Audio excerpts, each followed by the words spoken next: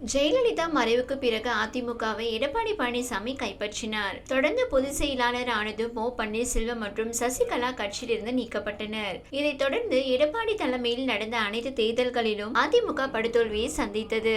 எனவே அதிமுகவை மீண்டும் வெற்றி பாதைக்கு அழைத்து செல்ல ஓ. பன்னீர்செல்வம், சசிகலா, டிடிவி தினகரன் ஆகியோர் கட்சியில் சேர்க்க வேண்டும் என ஒரு தரப்பினர் கூறி வருகின்றனர். ஆனால் இவர்களை கட்சியில் சேர்ப்பதற்கு எடப்பாடி பழனிசாமி தொடர்ந்து எதிர்ப்பு தெரிவித்து வருகிறார். இந்நிலையில் வரும் 17ஆம் தேதி தென்காசியில் சசிகலா சுற்றுப்பயணத்தை தொடங்குகிறார். இது தொடர்பாக வெளியிட்டுள்ள அறிக்கையில், தமிழக மக்களின் உரிமைகளை காப்பாற்றிடவும், திமுக தலைமையிலான ஆட்சியின் அவலங்களை மக்களுக்கு தோலுரித்து காட்டவும், பெண்ணினத்தின் பாதுகாப்பை பேணி காத்திடவும் கழக பொதுச் செயலாளர் புரட்சித்தாய் சின்னம்மா அவர்கள் தென்காசி, கடையநல்லூர், வாசுதேவன் நல்லூர் மற்றும் சங்கரன்கோவில் சட்டமன்ற தொகுதிகளில் அம்மாவின் வழியில் மக்கள் பயணத்தை தொடர்ந்து மேற்கொள்கிறார். பொன்மன செம்மல் புரட்சி தலைவர் அவர்களின் பெருமைகளையும், பெண்ணினத்தின் பாதுகாவலராக விளங்கிய புரட்சி தலைவி அம்மா அவர்கள் ஆற்றிய தன்னலமற்ற சேவைகளையும் மக்களிடம் கொண்டு சேர்க்கும் புனித பயணமாக தொடர்ந்து பயணிக்க உள்ளார். வருகின்ற 17/7/2024 புதன்கிழமை அன்று மாலை 3 மணிக்கு தென்காசி ஒன்றியம் காசிமேச்சுபுரத்திலிருந்து அம்மாவின் வழியில் மக்கள் பயணத்தை ஆரம்பித்து தென்காசி, கீழப்பாவூர் மற்றும் ஆலங்குளம் ஒன்றியங்களுக்கு உட்பட்ட பகுதிகளில் கழக தொண்டர்களையும் பொதுமக்களையும் நேரில் சந்திக்கிறார். இரண்டாம் நாளாக 18/7/2024 வியாழக்கிழமை அன்று மாலை 3:30 மணிக்கு தென்காசி ஒன்றியம் ராணூர் பார்டர் பகுதியிலிருந்து அம்மாவின் வழியில் மக்கள் பயணத்தை ஆரம்பித்து தென்காசி, செங்கோட்டை மற்றும் கடையநல்லூர் ஒன்றியங்களுக்கு உட்பட்ட பகுதிகளில் கழக தொண்டர்களையும் பொதுமக்களையும் நேரில் சந்திக்கிறார். மூன்றாம் நாளாக 19/7/2024 வெள்ளிக்கிழமை அன்று மாலை 3:30 மணிக்கு வாசுதேவ நல்லூர் ஒன்றியம் புளியன்குடியிலிருந்து அம்மாவின் வழியில் மக்கள் பயணத்தை ஆரம்பித்து வாசுதேவ நல்லூர், சங்கரன் கோவில், குருவிக்குளம் மற்றும் மேல நீலிதன் நல்லூர் ஒன்றியங்களுக்கு உட்பட்ட பகுதிகளில் கழக தொண்டர்களையும் பொதுமக்களையும் நேரில் சந்திக்கிறார். நான்காம் நாளான 20/7/2024 சனிக்கிழமை அன்று மாலை 3:30 மணிக்கு மேல நீலிதன் நல்லூர் ஒன்றியம் நடுவக்குறிச்சியிலிருந்து அம்மாவின் வழியில் மக்கள் பயணத்தை ஆரம்பித்து மேல நீலிதன் நல்லூர் மற்றும் வாசுதேவ நல்லூர் ஒன்றியங்களுக்கு உட்பட்ட பகுதிகளில் கழக தொண்டர்களையும் பொதுமக்களையும் நேரில் சந்திக்கிறார். கழக பொதுச் செயலாளர் புரட்சித்தாய் சின்னம்மா அவர்கள் மேற்கொள்ளும் அம்மாவின் வழியில் மக்கள் பயணத்தில் கழக நிர்வாகிகள், கழக முன்னோடிகள், கழக தொண்டர்கள், புரட்சி தலைவி அம்மா அவர்களின் வழியில் தொடர்ந்து பயணிக்கின்ற அனைத்து தாய்மார்கள், இளம் சமுதாயத்தினர் மற்றும் பொதுமக்கள் ஆகியோர் ஜாதி மத பேதமின்றி அனைவரும் திரளாக கலந்து கொள்ள வேண்டும் என்று கேட்டுக்கொள்கிறோம் என்று குறிப்பிடப்பட்டுள்ளது.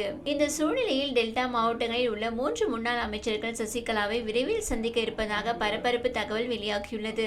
சில தினங்களுக்கு முன் டெல்டா மாவட்டத்தில் எடப்பாடி சுற்றுப்பயணம் மேற்கொண்டார். அவரது காரில் திருச்சியில் இருந்து தஞ்சாவூர் வரை முன்னாள் அமைச்சர்களான சி. விஜயபாஸ்கர், காமராஜ், ஓ. எஸ். மணியன் ஆகியோர் சென்றுள்ளனர். அப்போது கட்சியில் சசிகலாவை சேர்ப்பதில் என்ன தவறு என எடப்பாடியிடம் காமராஜ் கேட்டாராம். இதை ஆமோதிப்பது போல் மற்ற 2 பேரும் தலையாட்டியுள்ளனர். அதற்கு அவர் எந்த ரியாக்ஷனும் காட்டவில்லையாம். இதனால் எடப்பாடி மீது அதிருப்தியில் இருந்து வந்த காமராஜ் திடீரென சிங்கப்பூர் சென்றாராம். தனது பேர குழந்தையை பார்க்க சிங்கப்பூர் சென்றதாக கூறப்பட்டாலும் எடப்பாடி மீதான அதிருப்தியும் ஒரு காரணம் என கூறப்படுகிறது. கடந்த ஒரு வாரத்துக்கு முன்பு காமராஜ் ஊர் திரும்பிய நிலையில் டெல்டா மாவட்டத்தை சேர்ந்த 3 முன்னாள் அமைச்சர்கள் விரைவில் சசிகலாவை நேரில் சந்தித்து அவருக்கு ஆதரவு தெரிவிக்க இருப்பதாக கூறப்படுகிறது. அப்படி நடந்தால் எடப்பாடிக்கு எதிராக அதிமுகவில் போர்க்குரல் வெடிக்கும் என்றனர். 3 மாஜி அமைச்சர்கள் சசிகலாவை சந்திக்க இருப்பதாக கூறப்படும் தகவல் டெல்டா மாவட்ட அதிமுகவில் பெரும் பரபரப்பை ஏற்படுத்தியுள்ளது. முன்னதாக சேலம் நெடுஞ்சாலை நகரில் உள்ள வீட்டில் எடப்பாடி பழனிசாமி முன்னாள் அமைச்சர்களான Sengottaiyan, Velumani, Thangamani, K. P. Anbazhagan, C. V. Shanmugam, Natham Viswanathan ஆகியோர் கடந்த 8ஆம் தேதி சந்தித்து பேசினர். அப்போது OPS, சசிகலா ஆகியோரை கட்சியில் சேர்ப்பதன் மூலம் கட்சி வலுப்பெற வாய்ப்புள்ளதாக அவர்கள் வலியுறுத்தியதாக கூறப்படுகிறது. அதற்கு எடப்பாடி பழனிசாமி திட்டவட்டமாக மறுத்துவிட்டார் என்பது குறிப்பிடத்தக்கது.